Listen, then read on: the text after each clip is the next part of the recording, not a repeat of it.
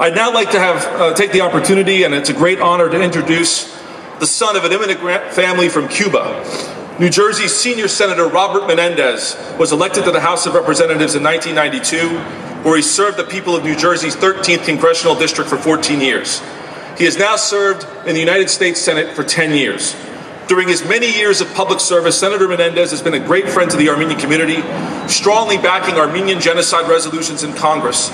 Once again this year, as a member of the U.S. Senate Foreign Relations Committee, Senator Menendez introduced a resolution that calls upon Turkey and our own government to fully recognize the Armenian genocide.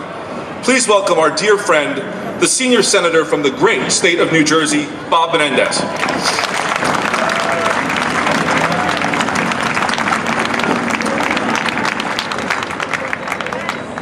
Parses, hello, good afternoon, Your Eminence, Reverend clergy. Let me congratulate once again the sons and daughters of Vartan for keeping this commemoration alive so that we can all join together to remember. I'm thrilled to be here with my colleague who is a champion for the Armenian community in the House of Representatives, Congressman Frank Pallone from New Jersey as well. Today we commemorate the 101st anniversary of one of the darkest events in human history, a singular, devastating event that changed a people, one that we can never forget. And today, as we remember, we keep the faith with anyone, anywhere in the world who stands up to injustice. We honor those who lost their lives. We remember how they died, and pledge ourselves to change the way history remembers their deaths.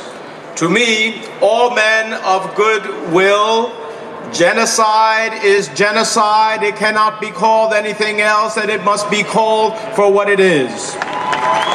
Every year, we come to Times Square to remember, but this year, which commemorates more than a century of silence on this issue, we should all mark this 101st commemoration with a collective resolve to renew our effort to present the stark historical facts in black and white. Because every year, intense lobbying and opposition by the Turkish government attempts to relegate them to the dustbin of history, to keep those facts in the shadows, and to find excuses to avoid responsibility.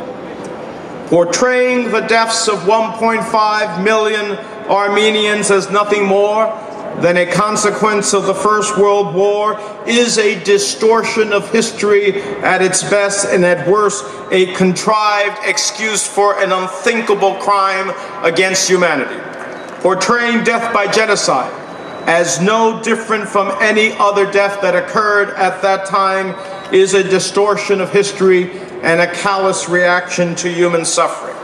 That is why I'm proud to have sponsored, as the then chairman of the Senate Foreign Relations Committee, a resolution in the Senate that recognizes the Armenian genocide as genocide, a crime against humanity so great that we must, because it is up to us to set the record straight. And I am proud that when I was chairman for the first time in history, we passed the Armenian Genocide Resolution through the Senate Foreign Relations Committee, and I intend to continue to pursue this until we not only pass it through the committee, but we pass it through the United States Senate and send it to the President, so that can be our reality, that we recognize the loss of those lives as genocide.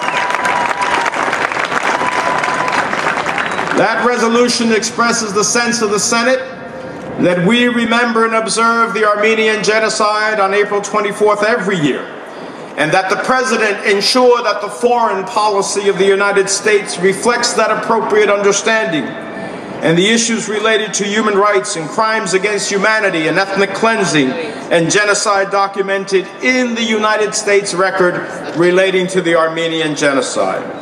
After more than a century, that is not too much to ask.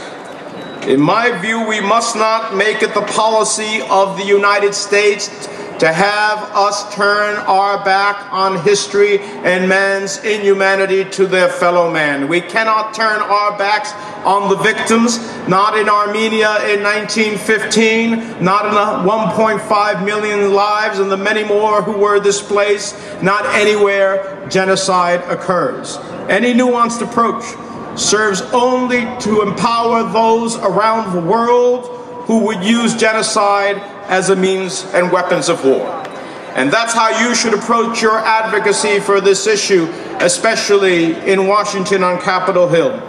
It is only when we speak with one voice that we will be loud enough to reverse the disappointing failure of Congress to set the record straight with respect to the Armenian genocide. So let me be perfectly clear. There is no other word for it. There is no euphemism. There is no avoiding it. There are no excuses.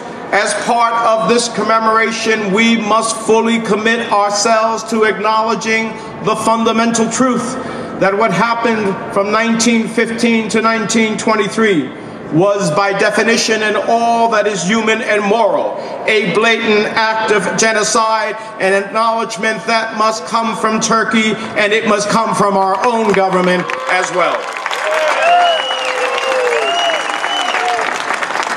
Let me close by saying, as I have said to you, I have been here, I don't know how many years, joining with you in this commemoration. As I have said to you many times before, despite whatever geopolitical pressures may ask us to bend like a willow in the breeze, let us be like an oak, tall and strong, firmly rooted in a history that cannot be denied. And for those who question our resolve, my response to them is the same as the response that history gives to Adolf Hitler when he said, as he was pursuing genocide against the Jews, he said, "The Armenians, who remembers the Armenians?" Well, we are here today to say we remember the Armenians. The sons and daughters of Armenia remember the Armenians. All of those who are committed to human rights and democracy are committed to remember the Armenians. And we will never, never, never forget.